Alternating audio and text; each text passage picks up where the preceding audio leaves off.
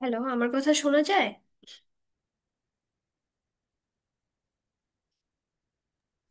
জি ma'am, শোনা যাচ্ছে। আচ্ছা, আজকে হচ্ছে আমরা এই যে হাইড্রোলিক জাম্প এই নতুন চ্যাপ্টারটা দেখবো। Hydraulic jump.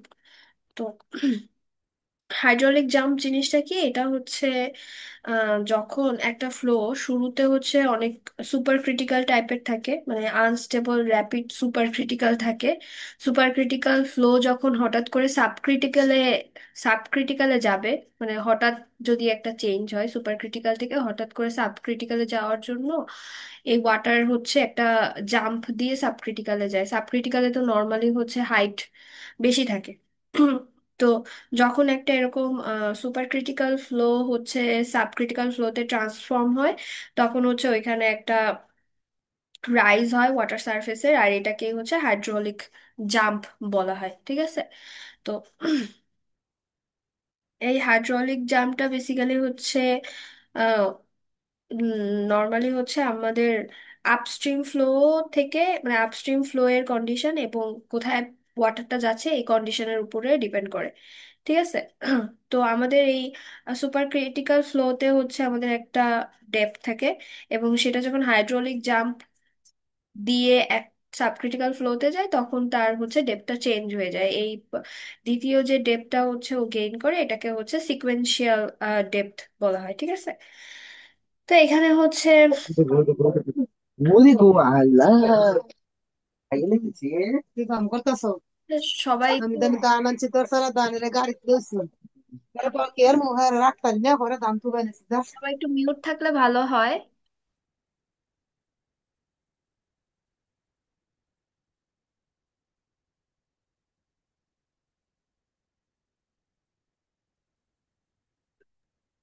জি ম্যাম। এই তো আমাদের হচ্ছে এখানে দুইটা জিনিস তাহলে মাথায় রাখতে হবে, যে শুরুতে একদম সুপার ক্রিটিক্যাল জোনে হচ্ছে যে ওয়াটারের ডেপথটা থাকে সেটাকে বলা হয় ইনিশিয়াল ডেপথ, এবং ফাইনালি হচ্ছে যে ডেপথটা সে গেইন করে সেটাকে বলা হয় সিকুয়েন্ট ডেপথ। ঠিক আছে? নর্মালি সিকুয়েন্ট ডেপথটা বেশি হবে কারণ হচ্ছে সে সাবক্রিটিক্যাল জোনে চলে যাচ্ছে, সুপার ক্রিটিক্যাল থেকে সাবক্রিটিক্যালে হচ্ছে এনার্জি বেশি হয়। তো যখন হচ্ছে হাইড্রোলিক জাম্পটা হয় এটা হচ্ছে একটা হিউজ এনার্জির একটা ডিফারেন্সের কারণে হয়। তো কাইনেটিক এনার্জি হচ্ছে নর্মালি, কাইনেটিক এনার্জি থাকে সুপার ক্রিটিক্যাল ফ্লোতে আমরা জানি কি অনেক ফোর্সে হচ্ছে, মানে ভেলোসিটি অনেক বেশি থাকে। ঠিক আছে? তার মানে ভেলোসিটি বেশি থাকা মানে কি এখানে ম্যাক্সিমাম এনার্জিটাই কাইনেটিক এনার্জি হিসাবে থাকে। যখন হচ্ছে সে সাবক্রিটিক্যাল জোনে যায় তখন ফ্লোর ভেলোসিটিটা কমে যায়। বাট যেহেতু একটা ডেপথের পজিশনের চেঞ্জ হচ্ছে, তাহলে এর ভিতর হচ্ছে পটেনশিয়াল এনার্জি হচ্ছে এখানে জমা হয়। ঠিক আছে? তো এটাই হচ্ছে মেন ব্যাপার, যে আমার সাবক্রিটিক্যাল জোন যেটা, মানে সুপার ক্রিটিক্যাল জোন যেটা থাকে এখানে হচ্ছে এলিভেশন যে হেড এটা অনেক কম থাকে, বাট ভেলোসিটি হেডটা অনেক বেশি থাকে। ঠিক আছে? তার মানে ম্যাক্সিমাম এনার্জির জন্য এনার্জিটা আস্তে আস্তে হচ্ছে কাইনেটিক এনার্জি থেকে। বাট উল্টাটা হচ্ছে সাবক্রিটিক্যাল জোনে যখন হাইড্রোলিক জাম্প দিয়ে যখন আমার সাবক্রিটিক্যাল জোনে চলে যাচ্ছে তখন দেখা যাচ্ছে যে এলিভেশন হেডটা বড় হয়ে যাচ্ছে এবং ভেলোসিটি হেডটা খুবই কম, খুবই কম, এবং এদের যে ডিফারেন্স সেটাই হচ্ছে এনার্জি লস। এখানে একটা এনার্জি লস থাকবে তার মানে। ঠিক আছে? ওকে, তো যদি আমরা সিকুয়েন্ট ডেপথটা এখানে স্পেসিফিক এনার্জি যে কার্ভ আমরা শিখে আসছি সেটা দিয়ে যদি ড্র করতে চাই তাহলে আপনাদেরকে এভাবে সিকুয়েন্ট ডেপথটা দেখাইতে হবে। ঠিক আছে?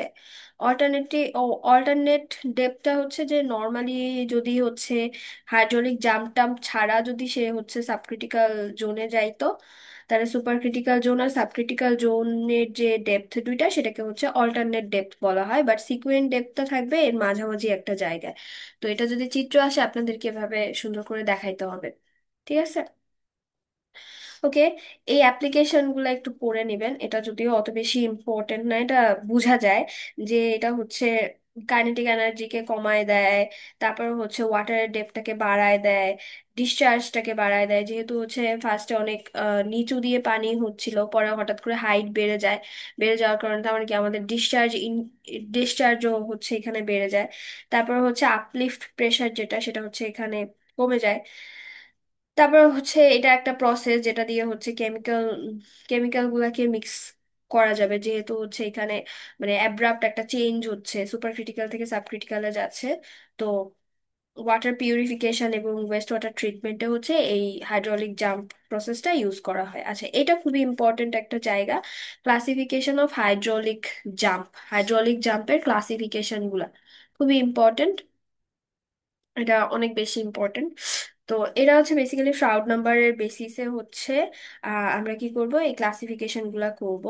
একটা হচ্ছে আনডিউলার, উইক, অসিলেটিং, স্টেডি অ্যান্ড হচ্ছে স্ট্রং জাম্প, ঠিক আছে? তো এগুলা যদি আমরা দেখি, ফ্রাউড নাম্বার নর্মালি হচ্ছে 1 থেকে শুরু হবে।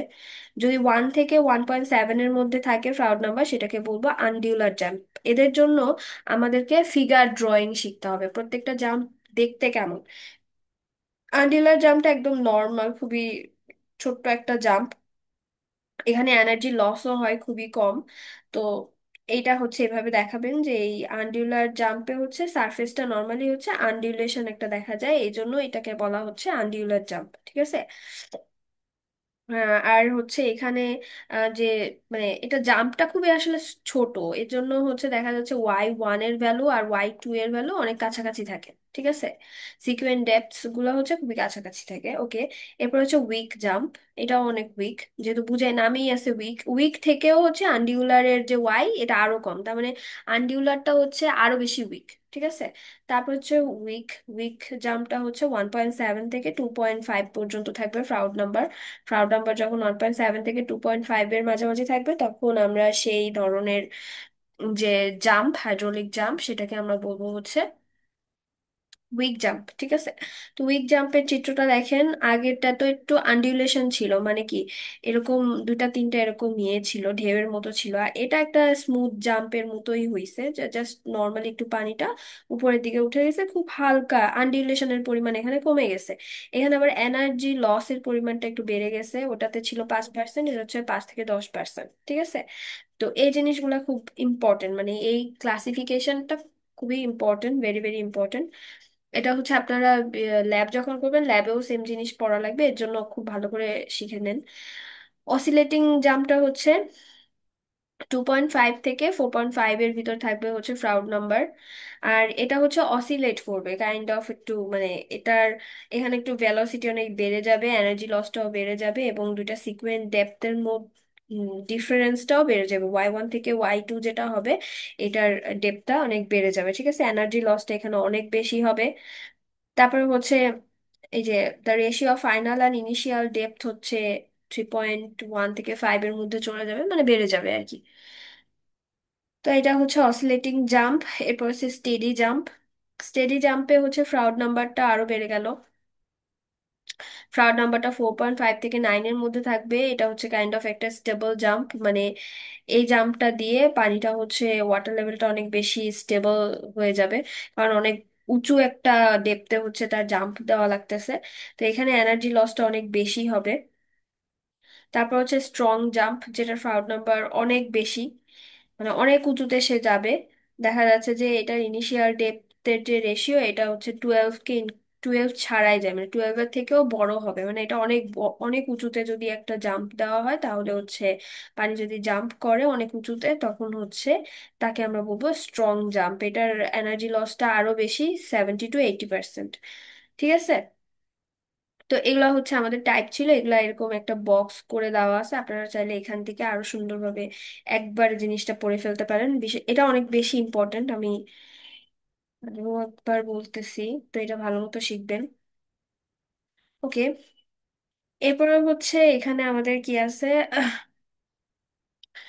ওপেন চ্যানেল ফ্লো এর যে মোমেন্টাম, এটা, তো এই মোমেন্টামের ইকুয়েশন, এটা ডিরাইভেশনটা আমাদের লাগবে না, জাস্ট মোমেন্টামের ভ্যালুটা একটু মুখস্থ করে রেখে দিবেন। মোমেন্টাম ভ্যালু না আর কি, সূত্রটা,